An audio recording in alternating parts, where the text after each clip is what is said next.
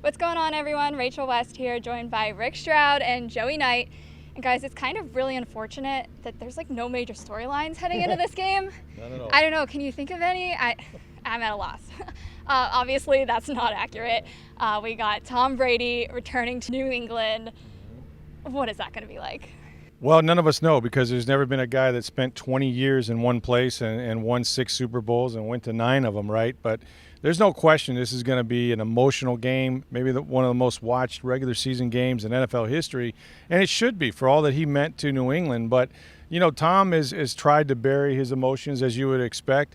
When I talk to people that have gone through similar things, although no one's done this, Tony Dungy and others, they say, you say all those things and then you get to the stadium and then you walk in there and you're on the opposing sideline, you're in the visitors' locker room, and then you go out on the field and there's going to be a lot of guys before the game screaming for Tom Brady, people that he's used to seeing in those seats, and it's going to get him. He's human. It's going to get him for a while. But I think once the game kicks off, these guys are professionals. He's been in the highest pressure games of any player in NFL history, so he'll handle it at that point.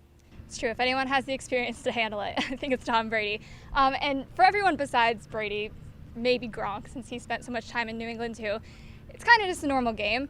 Coming off of a loss last week, they want to avenge that, and they're going up against a rookie quarterback in Mac Jones. So been a lot of talk about Brady, but what can we expect to see out of Mac Jones? Everybody you speak to about Mac Jones says the same common denominator, poise, a poised kid, and it stands to reason. He has played, if you think about it, Mac Jones, who led Alabama to the national title last season, has played for 3 coaching legends. Right now with Belichick, Nick Saban at Alabama, and Corky Rogers at Jacksonville Bowls, he passed away a couple years ago, but he's the all-time winningest high school coach in Florida.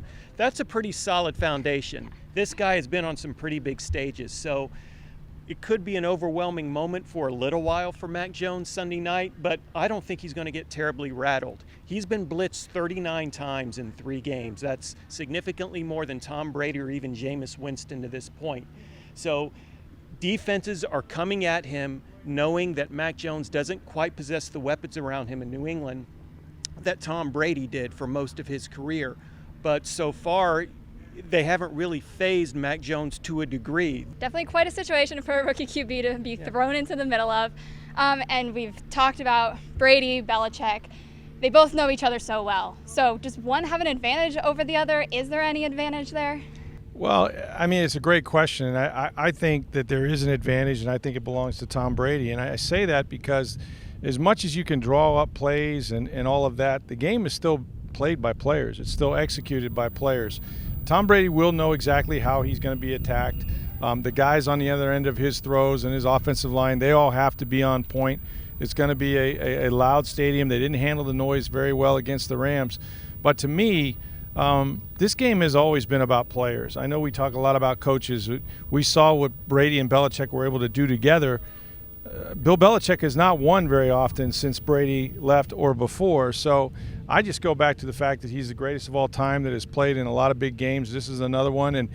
And him knowing how he's going to be attacked is certainly going to help. And we've touched on over the last week or so, the Bucs are dealing with several injuries, particularly in their secondary. So they brought in Pro Bowler Richard Sherman. How has he helped the team in the couple of days he's been here? How do they hope he's going to help in the future? And when can we expect to see him out on the field? As if we needed another storyline, right? Yeah. You know, Richard Sherman has been out here practicing. He, as Rick first reported, he visited Tuesday night, showed up in town Tuesday night, signed Wednesday morning, and he's been out here practicing the last couple of days. Bruce Arians and Todd Bowles, the defensive coordinator, they've kind of been a little coy about whether he'll play in this game. Kind of suggesting that he may not be up to speed, but he's out here practicing, and they didn't bring him in here, a 5-time Pro Bowler, to be a cheerleader on the sidelines.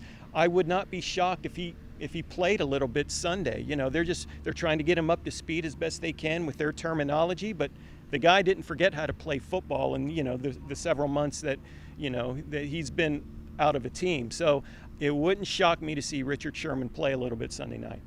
I mean, why not just throw that in the mix there Sunday, right? Well, obviously don't need to tell you guys again, big game Sunday night between the Bucs and the Patriots. Make sure you're keeping up with all of our coverage of it over on social media at Sports by Tampa Bay Times, as well as everything over at tampabay.com.